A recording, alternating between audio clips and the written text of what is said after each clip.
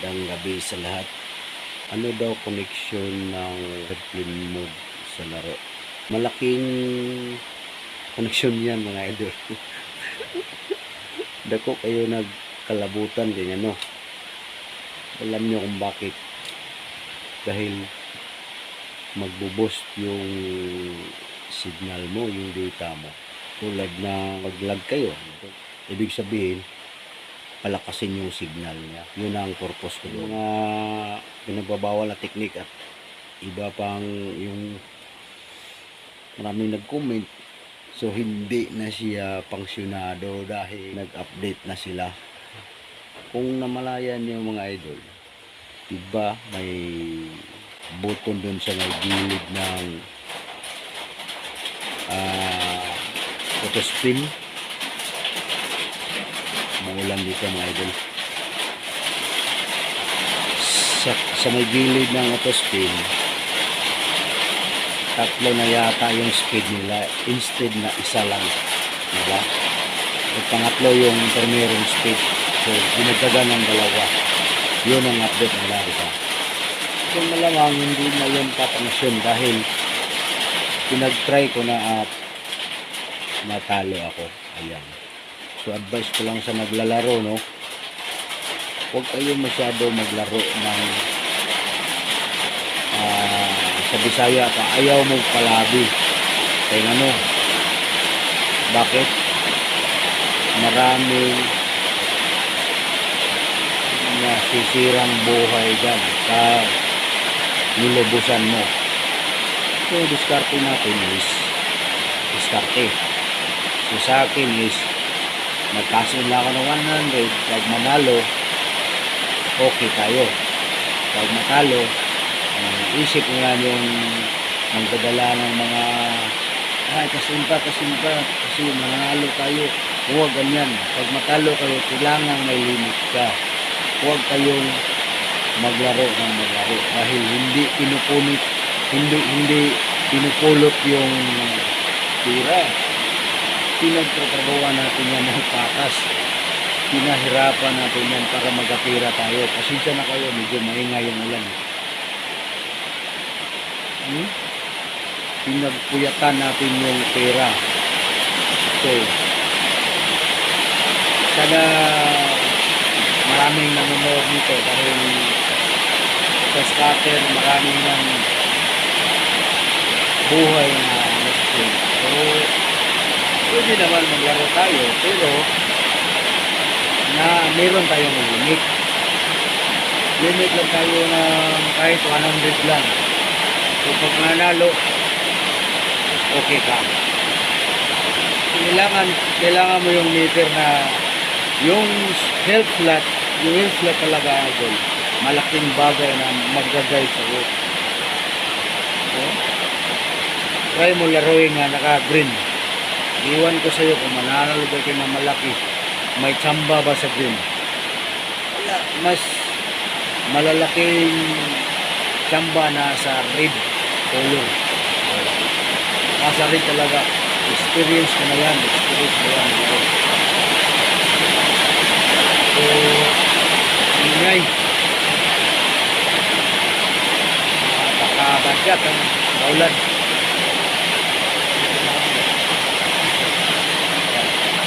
Hindi tayo magkabinigan dito kasi malakas ang ulan dito. Tuloy natin yung mga istorya natin. Yung nag-comment ng pag nanalo, nanalo. Totoo naman yan, dol. Pero kung nanalo ka ng mga araw na yun, kung may meter kang tingnan mo kung anong color, kung anong kulay. Kung natalo kayo, tingnan mo ang meter. Madali lang hanapin yan. Type lang sa gameflat.com. Makikita mo doon. Dili na sa Bisaya pa, dili na nato aso ng mga explanation nako. Sa mga previous video nako, yung mga pinagbabawal na technique, may update na dyan, kaya hindi na yan pangsunado. Huwag na kayo maglaro, laran yun, wala na yan. ano ko na yan, tinatry ko na, ginawa ko na, hindi na talaga, naka-update na sila. So, sa ngayon, hindi pa ako makapag-upload ng mga ganyan na technique, mga strategy na diskarte natin dahil naghanap ako ng sariling sikap, sariling diskarte para lang makapera tayo. Yung nananalo dyan, congrats sa inyo doon, idol, congrats sa inyo, good job. Sa mga natalo, malas kayo. Hindi, baka hindi kayo na gumamit ng meter kaya natalo kayo. Huwag nyong porsigihin kahit naka-red isa tapos yung iba naka-green. Huwag kayong maglalaro dyan, huwag kayong maglaro basta naka-green. Kung maglalaro mo kayo, dapat yung naka-red.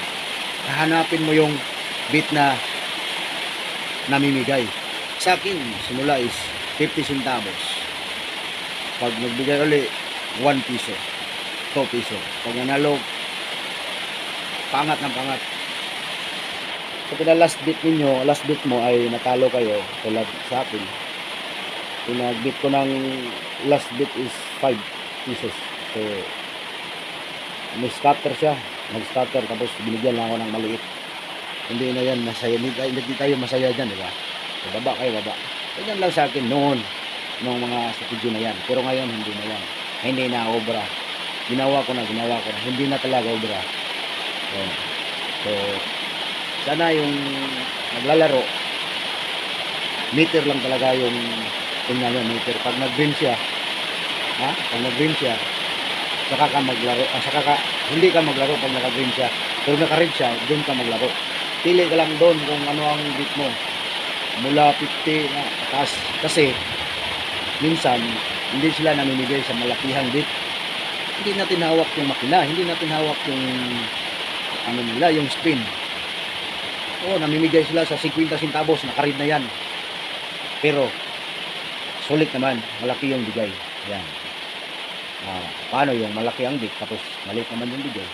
Sayang, di ba? Ganyan lang. So, simulan mo talaga sa pinakamaliit. Yung dapat naka-red. Hahanapin yung help slot.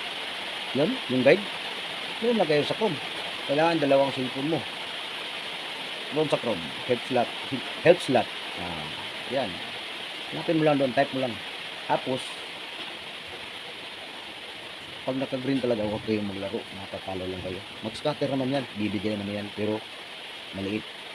Walang tsamba doon sa green. Wala talagang tsamba doon. Doon sa red, meron. 50 centavos mo, aabot pa yan ng 800 minsan. Okay na yan. Pass out na yan. Huwag mo nang saksak sa isip mo na bibigay pa to. Bit natin ng 2, bit natin ng 3, bit natin ng hanggang maubos yung pinanalunan mo. So, naubos. Sana kinas out ko na. Free spin naman yun free credits lang yun di ba? Magsisi ka na dahil makinig kayo dito. Pag nanalo kayo ng maliit, huwag na. Isa pa tips. For example, nanalo ka ngayon. Yung cash in mo is 100, nanalo ka ng 3,000. Siyempre, cash out ko na. Para sa akin, cash out ko na. Hindi na ako maglalaro. Bili ko na yan ng mga daily needs natin. Di ba? Hindi mo pinakirapan yan saan ka pa? 100 more, nalo ng 3,000. Di ba? Cash out ko ni top 5. Laro ko tong 500. Sayang yung 500. Ubusin mo na. Huwag mo na tira-tirahan pa. So, maglaro kayo next week na naman. Di ba? Isip yung gagamitin. Huwag yung laging naglalaro. Hindi mo pinupulot hindi mo pinaghirapan, pinagpawisan mo yung pera. Huwag kayong sas. No. Ay, mo kabuang nga ng madula. Kay kamura, gibuang nga na. Ako, naglalaro ako. Pero, may limit. Ganyan diskarte natin. May limit tayo. Tayo, sabi nila, na-addict na yan. Pag na-addict, isip lang naman yun Hindi siya isip ng matino. Oh, pag iniisip yung pag ginamit yung utak, ay, hindi tayo may hawak ng mga spin na yan. Niloloko lang tayo. Pag nanalo ka, kasat agad. Ah, di ba? Ganyan lang yan. Diskarte ba? Ah, di ba? So, sana maraming nanonood dito at may natutunan din kasi sa tingin ko, sa obserbasyon ko kasi sa mga nag-ano din ako nag-search din ako dun sa mga video-video ng Facebook, YouTube, lahat ng ano, sinisearch ko, marami nang na buang sa dula na scatter. So basin og mabang buang mo diyan. O narabay duldul kay nagamatay na. So huwag kayong magpapadala. So, isa lang yung masasabi ko, huwag kayong magpadala. So kailangan kontrolin mo yung laro na yan. Hindi ko sinasabing maghinto ka dahil palipas oras lang yan. Kailangan meron tayo dito. Ano ba? Meron ka ng guide. Ano pag gagawin mo? I-guide mo lang. So pag natalo kayo, example, hindi siya namimigay sa 50 centavos, hindi siya namimigay sa piso, hindi siya namimigay sa 2, hindi siya namimigay sa 3, hindi siya namimigay sa 4, hindi siya namimigay sa 5, hindi siya namimigay sa 10. Doon siya sa 20 nang namimigay. Anong maiisip mo? Sabihin mo, loko to si Boy Diskarte. Loko. Ganyan yung laro. Oh. Unang bait mo is paliit. Pag hindi siya migay sa 50 piso, 2, 3, wala na kayo. Hindi na kayo maglaro dyan dahil wala dyan ang bigayan. Ano ka ba? Nakaread siya. Hindi siya namimigay. Sabi niya, pag nakaread, mamimigay yan. Siyempre. Pero wala dia, hindi na timing doon sa bit mo. Wala dyan sa bit mo. Doon sa pinakataas. Yung 100 mo, ilalagay natin tag 20 spin. 5 spin na yan. Naging tubig na yung 100 mo. So, huwag kayong magpaloko. Pag hindi nagbigay, hinto ka. Yung 100 mo, ilagay natin. Kapag 20 spin ka na sa 50 centavos, hindi namigay. Piso, 20 spin ka na, hindi namigay. Hinto ka na, may natira pa kayo sa 100. O, diba, diskarte lang. So, pagka next day ka na maglaro. O, ayan, ganyan niya ako. Ganyan ang diskarte ko. Hindi yan masasayang ang pera mo. Huwag mo sayangin. Nako naman. So, sana maraming nanonood sa video na to, ha. Ganyan yung diskarte ko. Kailangan naka-read, pero ganyan.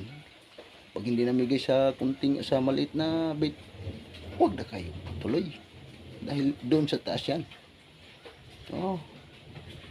So, sa ngayon, wala pa tayong mga diskarte sa mga spin kasi nag-update sila. So, hanggang dito na lang muna. Kaya, paggabi ng paggabi, may trabaho pa tayo bukas. So, thank you for watching mga idol. Babus.